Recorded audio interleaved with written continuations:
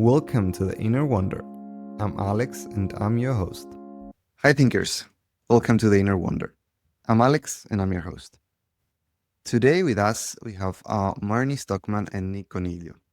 They are the authors of Lead It Like Lasso, a book on leadership with an inspiration from a great show, Ted Lasso.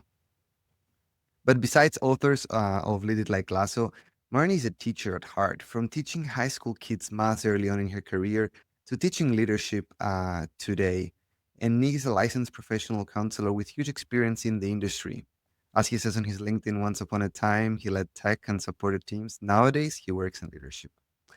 Together, they've created a leadership guide inspired by the show Ted Lasso.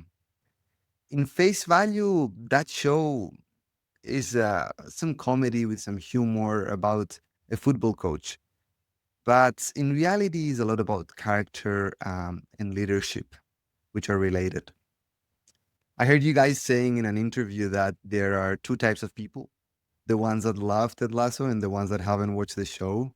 Uh, I find myself in the first group, but I wish I was in the second one. So So you I could watch it from with a exactly. fresh brain. Yes, I love that. Exactly. But for those thinkers that are in the second group, we're not going to give you much spoilers today. Take this episode more of as a pre-show that will give you different lenses. But to the people I have here in front of me, the authors of the book, besides let's say your careers, your the book that you just wrote that we're going to explore today, if I was just to ask who is Marnie and who is Nick? What would you say? Do you want You me go to first, say Marni. for Nick? You want me to say for you? Yeah, absolutely. That'd be Okay, fun. Yeah, I'd love to hear what you have we'll to say. mix it up if you're all right. So for Nick, I would say he is a listener and a thinker and a problem solver. It's interesting because we talk about core values a lot, and that's actually who you are is more important than what you do type of thing, and how you do anything is how you do everything. And Nick is really a great problem solver, but he's a really caring thinker and helper with that. So hope that's all right, Nick. If you want to pick something else like aspiring golf wizard, you can pick that too. I have my vices like golf and stuff like that, but that's very kind. And let me just describe Marnie. And I know we don't want to give a lot of spoilers in the show, but for those who have watched the show, Marnie is literally like Ted Lasso. She's inspirational. She's positive. She's a great communicator. And really, she's driven, unlike anybody I've ever seen before, to really try to help other people live up to be the best versions of themselves. I've seen it in interaction after interaction. Doesn't matter who she meets. It really is her motivation to get the best out of everybody, and she's good people. Wow, Well, that's wow. so kind. He's also an Yeah. exaggerator. Just I've never had this, but this is great. Yeah. This is great. That's really amazing. I think I will steal two words, right? Two phrases. One, thinker. This is for us in the podcast generally. It's a very important word because it really is about thinking better, thinking more about the world, and the topics that are ahead of us. And the second one would be, about helping others be the better version of themselves, right? Helping others grow and improve. And I think that's great. Um, so if I was to ask, you work in leadership, teaching about leadership, both of you, but why Ted Lasso? well, there are a couple reasons. I'll start with a few and let Nick fill in the blanks where I get it wrong. First, we started, scaled, and sold our company in the same 3 years that Ted Lasso aired.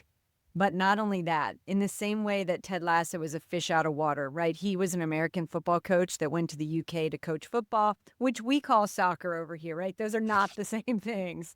And because we'd worked for the largest ed tech company in the world. So when we were looking to start our own company, we had a non-compete that said we couldn't build anything in that world. So we had to start a company someplace entirely different.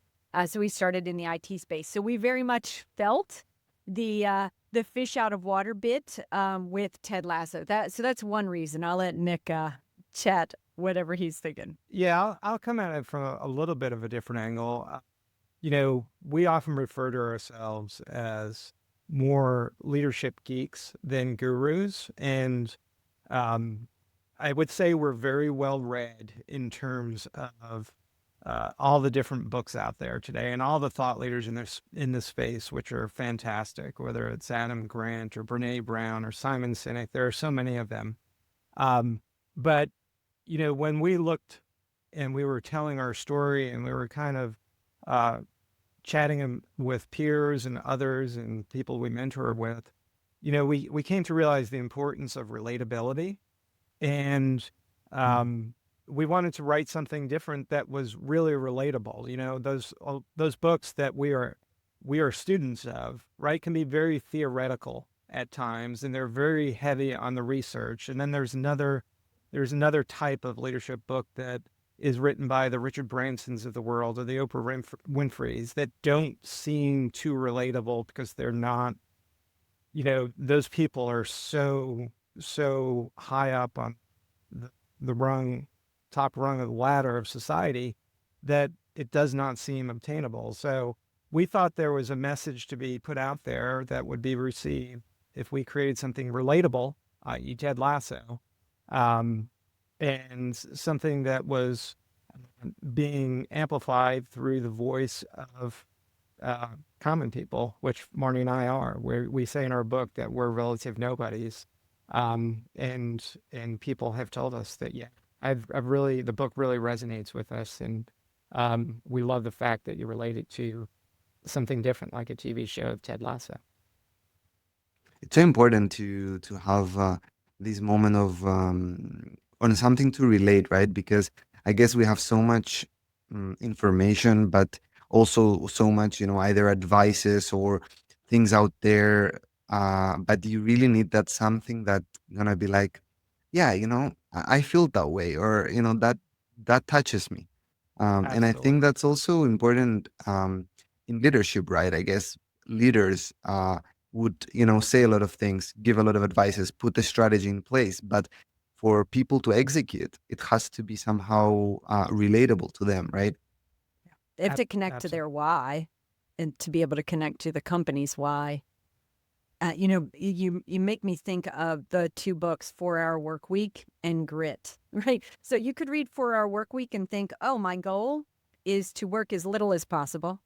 And you read the book Grit, which is my job is like, I really want to dig in and do as much work as possible. So there's all of this advice out there. So how do you relate it to what you want to do? Right? Because if you listen to everything, you'll be stuck right in the middle or squarely on either side because there's so much competing priorities in terms of leadership Mm-hmm. advice. 100%, 100%. And on leadership, which is, I would say, the main topic today, in the book, the first part talks about what you call the rules, right? And reading those rules, I I selfishly chose my top four favorite that I would like to, get your Tell get your us. perspective on, and dive deep a little bit into them. But before we get into that, I would like to ask you a very very simple question, very simple, which is, what is leadership? Well, so I'm going to answer with a little Ted Lasso version, which is leadership is yoga.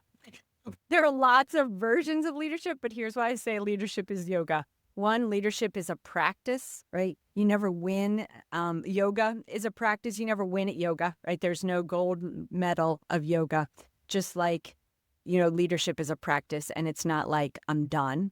And you need to be flexible in your thinking, and you can always grow to be better. So that's sort of the jaunty version of why I say leadership is yoga. And then Nick can get probably a way more intellectual version.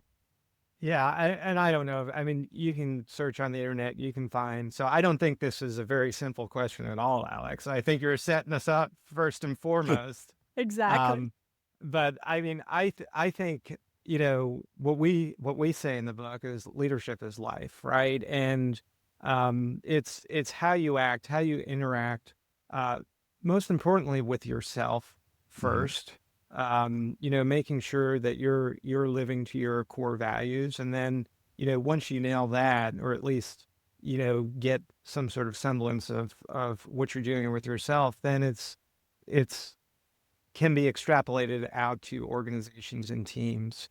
Um, to us, what we focus on most, and what the show Ted Lasso focused on most, even though many people just think of it as a comedy about football, but it's personal relationships. It's Hmm.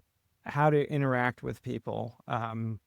We often think like we're in the middle of this great technology revolution with AI that's just absolutely everywhere. But what Marnie and I often talk about, and we stole this a little bit from Aaron, Adam Grant, is that we're actually in the middle of a character revolution. It's the human skills that are going to allow us to stand out and differentiate ourselves from here on forward, because everybody has access to obtain at some level those technical skills. To learn how to code, or to diagnose a problem, or something to that effect. It's really the human skills that will allow us to stand out, be different, and ultimately be successful from our perspective. 100%, 100%. And I really like the idea that leadership is life, because leadership is not just in a business setting. Is really everywhere. So thanks both of you for your inputs. So let me get into rule number uh, 3 of the book. Get naked. So uh, when we're talking about vulnerability, and I'll let me know, why is it important for a leader to be open, to be vulnerable, to be um, as they are, to be naked? Want me to go, Marty? Or you want to go? Yeah. Well, I think for anybody to be a leader with other people, one of the most important qualities is trust. Hmm. And I think it's really hard to establish trust with those around you without showing the vulnerabilities that you have as an individual. I think if you're someone that is afraid of showing that to your team because you think it's weak or something to that effect, the reality of it is, at the end of the day, you are losing an opportunity to build trust with your team. And I think even further, you're coming across as somewhat inauthentic. So I think it's always important to be vulnerable, whether you're with a team as a leader, whether you're with your family, whether you're with peers, what have you, because at the end of the day, what vulnerability does, what getting naked does, is it ends up being a huge pillar to the trust with Hmm. you and those around you. And if I may link that to what you said at the beginning about being relatable, I'm thinking that maybe what this opportunity, why is this an opportunity to be vulnerable with the people around you, is because at the end of the day, we all have things that we struggle with, and we all have things that we are afraid to say to each other, and potentially that increases how you are relate to someone and say, hey, that person struggles on that thing that I also struggle.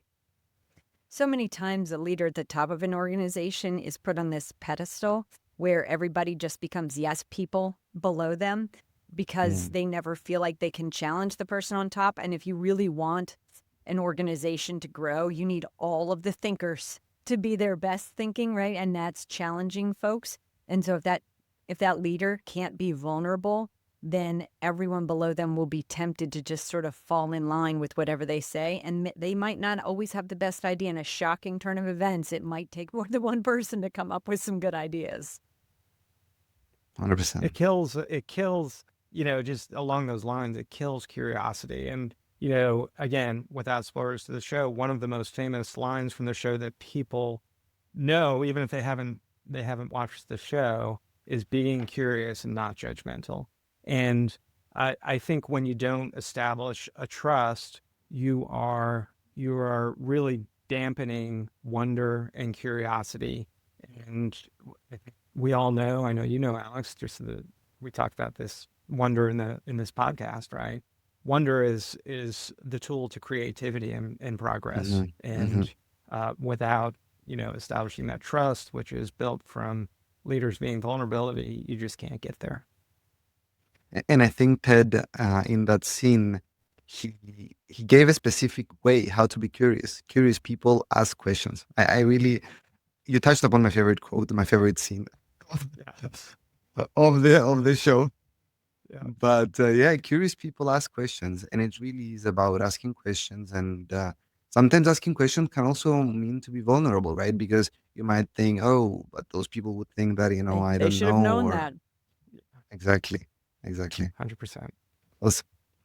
Well, then moving on to rule number 4, uh, move forward, right? Be a goldfish. Uh, and for me, the power in that is that things will happen, right? You're gonna face some challenges and some, it's a cycle, right? But on those moments that you face a struggle, but I would also add, even in the moments where you're up, right? I like the idea of being a goldfish because you just get to move on, right? You're not stuck in that, thinking about it in the past and just being there. But I would like a bit your perspective on how is it good to move on, having in mind though that it's of course important to reflect, right? It's not just about moving on and then repeating the same mistakes over and over again, right? It's about moving on, but also reflecting a bit on what has happened. So if you just perseverate on the past, you get stuck, which is what you said. That's really the problem with not moving on. But if you take it as a learning opportunity, then Hmm. you can just stack failures and learning, which helps you grow, right? And that's the important part of it, is not looking at it as a failure or mistake, but as a learning opportunity, which lets you be more proactive, right? Because you're going to avoid making that mistake again and looking onward, forward, like Ted would also say. And it also, if you acknowledge and learn from mistakes or, uh, you know, achievements too, I think either way, like you said, you need to acknowledge and learn from them. But it also promotes some level of accountability. I think that's the other thing with the acknowledgement, right? It's not just, okay, I forgot about it. I'm on to the next thing. It's I'm acknowledging it. I'm learning about it. I'm taking responsibility for it. And I think I know very early on in my career and sometimes even yesterday, right? It's really hard to take accountability for something. And the more you practice something intentionally, um, I think the more it sticks. And when we say onward forward, it's not just moving on. It's like you guys both said, it's acknowledging it, learning from it, taking accountability from it. All those things are critically important. What's a good advice that you might give to leaders about how to handle, let's say, if a member of their team has done a mistake, right? Let's say something has happened and a mistake has happened. What's the best way? I mean, of course, depending on the mistake, but how it's the best way to move forward? However, keeping in track, the accountability or taking ownership for a mistake. How would you work with that balance? I do come from the world of education. There are a couple different models. There's a GROW model, there's an SBI model. I'll talk about SBI just because I can remember what all the letters stand for at the moment, right? So it's you kind of describe the situation. So that is just a factual replay, right? And then the behavior that the person had, right, or the mistake that was made and the impact that it had. And then what you add to it is sort of what we've learned from it. So to be able to take that behavior and just speak of it as a learning event, sort of triaging the learning of it as opposed to making it accusatory, I think is the way to look at it. Go ahead. Yeah, I love that. I love the framework. I think, as part of that, I think with any situation like this, it's being empathetic, right? Putting yourself in someone else's shoes to truly understand why the mistake happened.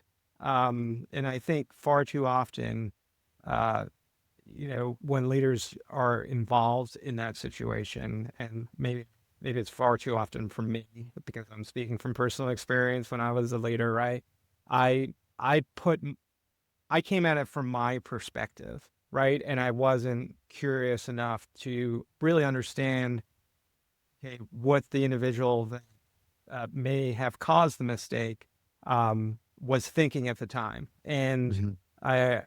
I think we live in such a a rapid fire society right now where a lot of people don't spend the time to truly understand exactly how we got from A to B.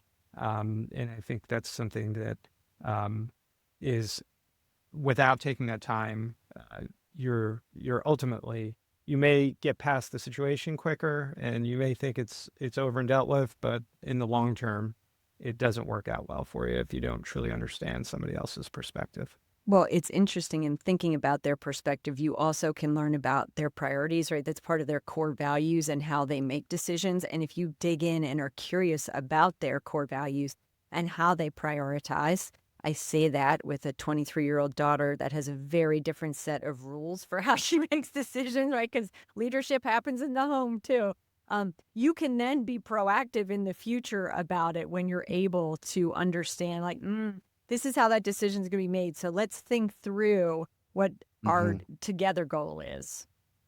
No, I love what you're saying because oftentimes we might stick on the mistake, but it's not necessarily that someone made a mistake because, say, they're incompetent, right? It might be because exactly what you're saying. There is something else, there's something more deep, like the values or the priorities that has led to what we consider a mistake in our team. And by tackling that, really helps. So thank you for the insights on that. Um, so on the next one, I'm super the next curious what this rule one is. is probably the one that relates to me the most. And it's the one that probably I'm going to be using as a phrase a lot because I think it's linked to probably some of my internal fears, let's say, right? Defeat a blank page. So, there is this quote by Les Brown that says, uh, on the graveyard, you find the best ideas and the best thoughts. And oftentimes we live our life by dreaming about things that we want to do, but we end up not doing them for X, Y, Z. And the best way to defeat the blank page is to just start writing it, right? So it's not blank anymore. So I would be really curious to hear more of your thoughts about it. And is it really, just start writing? And said, I would say that of all the rules that we list in the book, and again, you can think of the rules as kind of bumper pads that keep us in check on a day-to-day basis. This one is one that comes up almost every day, right? We would Hmm. not be sitting here talking to you today if we didn't actively work to defeat the blank page. And it means different things depending on where you're at. When we started writing this book, right, we're like, oh my gosh, we're not authors. We're gonna write a book, right? We had to defeat the blank page. We just had to start building the outline, our ideas, thinking, okay, these are some of the concepts that we want to get off our chest and start to talk about. It hits us on a day-to-day basis with our current initiatives, right? We have a satirical news site or career development site called Work in Progress, which is all about bringing ideas in a satirical, funny way to people who kind of feel stuck. And for us, we got to that point by brainstorming different options, writing it down. Okay, how could we best get our message across? We did it building a business, starting software company. We literally defeat the blank page on some topic almost every single day of the week, because it's Marni And Marni, talk about the stat about the, how your brain processes things, because I love that. I always get it wrong in Oh terms my, of how my when, brain. studies show that when Oh, your yes. editing Yeah. brain Editing. versus your, Yeah. So this is the other reason why defeating the blank page is so important is creating uses one part of your brain. Hmm. Editing opens up a second part of the brain. So if you have something to look at, you can use your creative brain and your editor brain. So you're really twice as powerful if you just get something out there. So I think that is, I'm glad you reminded me of that, Nick, because clearly that part of my brain wasn't working right then. But I love that. When I learned that, I was like, oh, because perfectionists always have that struggle. They don't want to Hmm. put it out there until it's Exactly. perfect. And I was the type of writer that really I was a math major, so writing was not my background at all. So I didn't really want to write it until it was right as a math major. I like knowing my answer was right. But when I learned that just getting it out there is the right process, then I was able to really get moving. And together, it's much easier to work together if you're willing to throw out a draft and Hmm. not take any ego behind it. I just threw this out there so we could start with something. So I'm not offended when Nick red pens it. So, like, all right, let's and make it guess better what? like If we this. weren't willing to be vulnerable, we would not be successful. So they kind of, the getting naked role and the defeating the blank page role, when you're working in a group environment, they kind of play off each other I a was lot. actually about to say that also with the goldfish rule, right? Because to start and to edit, it means that you must accept that what you're going to write at the first might not be correct. So you have to, have this thing. Okay, I'm going to learn from it and move on. And in the sense of working together, I guess I see two people in front of me that are curious and not judgmental, right? Because also with each other about working together, it's very difficult to, be this, create this collaborative space where you're curious about what the other person wants to write and wants to say, and then improve on that. Yeah, and that's a process too. And that's, Ted Lasso had his diamond dog. So if you're one of the thinkers out there listening and don't know what a diamond dog is, you should definitely go check out the show, right? Because you do have to build that trust to be able to have that honest relationship. 100%, 100%. Okay, then the last rule, and I think that Marnie, this will be probably close to you as well, because it's kill him with kindness. And That is I've me. read in the book that was one of the things that your mom used to say to you a lot. Um, so I'm gonna bring a quote from the movie that says, "You know what you do with tough cookies? You put them in milk, Milk. Soften exactly. them up. You soften them up in milk, and kindness is really not easy. It's really not easy to do, especially in moments where you feel like you're either being threatened, or your identity or your work is being threatened.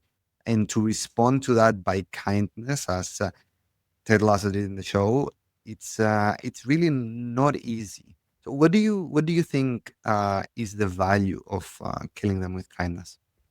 So I think, we're all seeing how empathy, and the show showed how empathy is super important. And my mom would say, kill him with kindness when, I was getting picked on or whatever. It's just like, you're not going to let this defeat you, right? The old sticks and stones may break my bones, but words will never hurt Mhm. me, sort of the same thing. But at the same time, don't take my kindness for weakness. So a lot of people think they can't be kind because that looks weak in some capacity.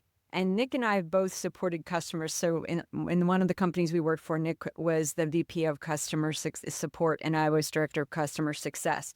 So for sure, we would have people coming in hot at us when something wasn't working the way they wanted to. So they were angry. Mhm. And I think it's really important when people hear kindness, that doesn't mean you lay down and become a carpet for people to walk on top of. You can be kind and also helpful with enthusiasm. So if you came in hot with like, I can't believe this is happening to me, you can say like, oh my gosh, that is terrible. I'm so sorry that has happened to you. Let's get it fixed. That's a really kind thing to say. That wasn't me getting walked over. I can say, we're going to fix that. That is kind, but it is not weak. And so kindness is really important because it helps the other person feel heard and respected and understood. But at the same time, it can help you stand up to help fix the problem.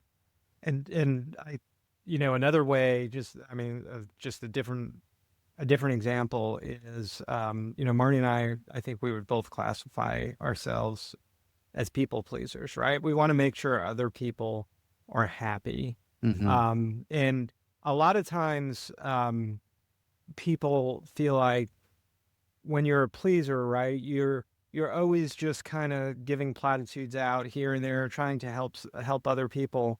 But the phrase, and it's Brene Brown's phrase, right? Clear is kind, right? Sometimes, being constructive, telling the truth, right, is the definition of kind. It's not lying to somebody in a way that will please somebody. So again, I'm just building on what Marni said. Kill them with kindness doesn't necessarily mean that you can't be constructive or curious with someone else. You just need to be clear in a very nice, positive way. I think you touched upon, Nick, a topic that is very widely misinterpreted, right? So I oftentimes people would say, they would confuse like clarity or being direct or being honest with being rude. Sometimes, that's the thing. And if you're kind, then you're being diplomatic or you're not being honest. Um, but just building upon on what you said, what would be the best advice, let's say, to people in order to reach that, clarity and kindness? Yeah, I mean, I think, it, to me, honesty is most important, combined with empathy, right? And when I say empathy, it means understanding who you're communicating with, where they're coming from, right? So your communication, as long as it's honest, but how I communicate something to Marni, as an example, versus you, Alex, versus my son, Connor, right, will be very different. It will, because I know where, well, at least Marni and my son, I know where they're coming from, how they're going to process things. So, and if I don't, like if I'm engaging with you, Alex, I'm going to be curious and ask a lot of questions, right? So, we have a podcast ourselves, and one of the first questions we ask is leadership. Is it more art or more science? What you're asking here is the art of it, right? The art of, okay, is he too direct? Is he too diplomatic? What have you? It really depends. And a lot of it's experience, but a lot of it is curiosity and really trying to get a better understanding of where someone else is coming from. 100%. And related to kindness, I think oftentimes is positivity, right? So, Marni, I would like your thought on this. So, sometimes they say that, people reflect to how you behave, right? So if someone comes to you, in an aggressive way, you respond with kindness or also positivity, then that's how basically they will then learn and portray back to you. Maybe it reminds me a bit that maybe we are all like a bit like ChatGPT, right? We learn, we learn Yes. from each other, and that's how we give out. But how important is positivity? And give us maybe a lot more about how important also positivity is in leadership. So I find it very important for myself. I aim to be positive. You're reminding me of a story. There was a cantankerous older woman who worked in the board office with me, and she would kind of grump her way in every morning. That is just the best way I could describe it. And she was about to retire, and I was like 20 years younger than everybody else in the office. So I already didn't fit. But when she would walk in, I would say, "Good morning, sunshine." And she would laugh at me, and other people would come up and say, "Why do you call her sunshine? She's nobody's sunshine. She's such a grump in the morning." And I said, she's always sunshine to me, if you notice that. Like, I always get a smile and a laugh because she would reflect that back. It's really hard to yell at somebody when all they've got for you is, sunshine and happiness. So I think being positive, and always taking it from the standpoint of like, we can make this right and we can sort of fix this if it's a bad situation is very helpful. People on the internet certainly talk about toxic positivity, and that is when Exactly. you act positive, but that's not an authentic emotion. So positivity in fake terms is not good at all. Like that, in that way, it's not helpful. But if you are positive, and as in I have an optimistic attitude toward how we can make this better, and always come at it from the approach of like, let's make this right, I think it's very important. But again, it needs to be authentic because everybody does have bad days, and that's fine, right? But let's go with the approach that we can kind of work to make things better. I think when Nick smiles like that, I'm thinking, oh, I feel he's got a story. I wonder if it's one he's going to share or not. I think my story is that I think every day Marni and I kind of have a standing meeting, and every day she greets me with "Good morning, sunshine." So now what I've come to realize is that I am the grump in her story from the past. So I had never heard that story before, but now it makes all the sense in the world. Different sunshines, different reasons. That's great. That's great. That's great. And even more great is to see that that connection that you guys built and is really shown also in the podcast today, but also in the book. So Thank you. you really mastered the personal relationship aspect you mentioned at the very beginning because it's super important. And touching upon relationships, one relationship that Ted Lasso has in the movies with his, in the show with his assistant, and I wanted to ask your opinion about how important, because that was whenever I was watching the show, it was always in my head. I was like, Ted Lasso without Coach Beard, that wouldn't work. The guy deserves a Agreed. medal. Yeah. Yes. Yes. So, how important is to have those people around you that are like Coach Beard or that those assistant um, manager, like the people around you that make you a better leader. I think it's everything. I think, and we spend some time talking about it in the book. We brought it into more than Coach Beard. We brought it into Higgins, eventually Roy, and Trent in the show. And for those who haven't watched the show, they call them the Diamond Dogs, right? They are the accountability buddies Hmm. of each other, but most specifically Ted. And if you notice and you pay a lot of attention, which we did after watching the show over and over and over and over again to write the book, but they all kind of fill some gaps specifically for Ted, right? I think we talk about Coach Beard kind of being the guide, right? When Ted doesn't know anything about English football, Coach Beard is there, or when he needs some help in terms of relationships, Coach Beard is there. Then there was Higgins who kind of supplies the fatherly wisdom. And that is a great microcosm or model, I think, for leaders to think about, Hmm. to build out that matrix of, okay, what are my social needs? What are my emotional needs? What are my needs around faith? And then go out and actively seek those areas that you need to work on. Of course, a big part of that is understanding who you are and what your strengths are and what your opportunities for growth are. But once you do that, to surround yourselves with the people that will help you grow. I know for both of us, that has helped out tremendously. And we are big believers that, everybody should kind of take on that model and not treat themselves dissimilarly to a business, right, that seeks out a board of advisors that will fill certain roles and certain gaps. Right, I'm just for going to sure. say, yep. To all of that. Every bit of that is exactly what I was thinking. For sure. No, no, no. That's really great.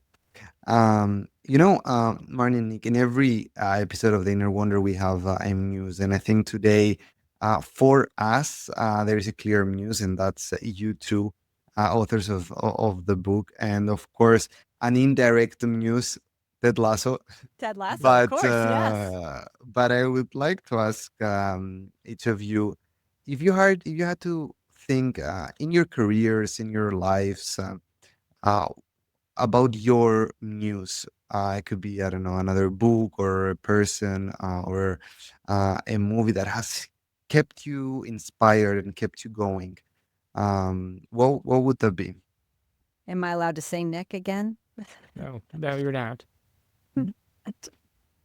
Then you're gonna have to go first, Nick, while I think. You know, I used to have the one of the very first companies I work with. You know, I had a mentor, CEO of the company, and he would always say, as a company, if we do not grow, we die. Right. Hmm. And that's a little stark and, a little dark at the same time. But, I've kind of, to me, I've kind of always said to myself, again, going back to treat yourself like a company, right? If I do not grow, I die. So always being curious about how to grow as an individual, um, really drives almost everything I do every day. And then all the other stuff we talked about, finding people to support you to do that, being vulnerable to admit you don't know, where you need to grow. I Hmm. think it all kind of plays off of that. But to me, that's, always learn is another way to say it, right? But it's to me, if I don't grow individually, it's it's not good for me. So I need to grow to live. That's great. Um, so my in my LinkedIn, the last bit of my description says all gas, no brake. I feel like I'm like a go to the next thing kind of girl. So I feel like I've always gotten a mentor, put in Hmm. front of me when I needed that mentor. Now, if you forced me to pick one, I'd probably say my mom, just because that was very consistent early on, lasted all the way through. Although it's interesting how my daughter also turns into that in some capacity. Um, so there just have been some mentors along the way and books as well. Like Nick will tell you, I am insanely annoying when I read a book, which means I'm insanely annoying all of the time because whatever book I'm on, I'm going to talk about it for that whole week. And we're going to have a lot of content, Right. conversations around those pieces. So I'm always then like on to the next one. Um, so I'll just go with mom because I think that's where she started with the learning and growing and kill 'em with kindness type of thing, with a sprinkle of dad put in with the don't be sorry, be right, which made for an interesting combo platter. For sure, for sure. Thank you so much for sharing. Some great, really, some really great insights. Um, so, Maria and Nick, one thing that we like to do in this podcast is a really small visualization. So, if that's okay with you, I just ask you to just close your eyes for a second, and then ask thinkers to join us. Take a deep breath and let yourself relax. Picture this. You're in a dressing room after a tough defeat or AFC arrangement. The team is silent. Each player, Roy Kent, Jamie Tart, and the others, lost in their thoughts, still feeling that sting of the game. Ted Lasso just delivered one of his signature speeches, full of hope and resilience, and you can feel the weight of the loss hanging in the air. Though after his words, Ted steps away, heading to his office to have a quiet moment for himself. The room still echoes with the sound of his departure. You're given the chance to speak with him one on one. You step into the office. Ted is sitting at his desk. His face shows some signs of exhaustion. As you walk in, Ted looks up. At first, his expression is tired, almost like he's holding back his emotions. But as soon as he sees you, that familiar warmth, the optimism return, the one we know Ted Lasso for. A smile creeps across his face, that hopeful, infectious energy he got. Now is your moment. You're asking him a question, a reflective one. Maybe you want to know how he stays optimistic, Or perhaps you're curious about how he navigates vulnerability, or how he just remains calm when everything seems out of his control. Ted is listening, ready to offer his wisdom, and he responds. Allow yourself to sit with that feeling, knowing that leadership isn't about always having the right answers. It's about being present, real, and human in every situation. Take a deep breath, slowly open your eyes. Carry that sense of optimism and strength with you as you step into your day. And remember, leadership isn't about perfection. I hope either all of us or none of us are judged by the actions of our weakest moments, but rather by the strength we show when and if we're given a second chance. And in that moment, I would like to ask you, how did that make you feel? And if you're willing to share, what did you ask Ted? So I was thinking a question that folks I think would want to ask Ted would be, how do you let it go in those tough moments? Because I think he did a good job of helping folks do that and get Mhm. to a better place, right? He would talk like, we're not sad and alone, we're sad and together, and that'll help us move to a better place. So I think asking him about that would be interesting. Yeah. I took a different attack and angle to it. I was thinking, I was asking him, okay, Ted, what can I do to help you and the team actually get to where we need to be to, in that particular case, come out and try to change this defeat into a positive thing.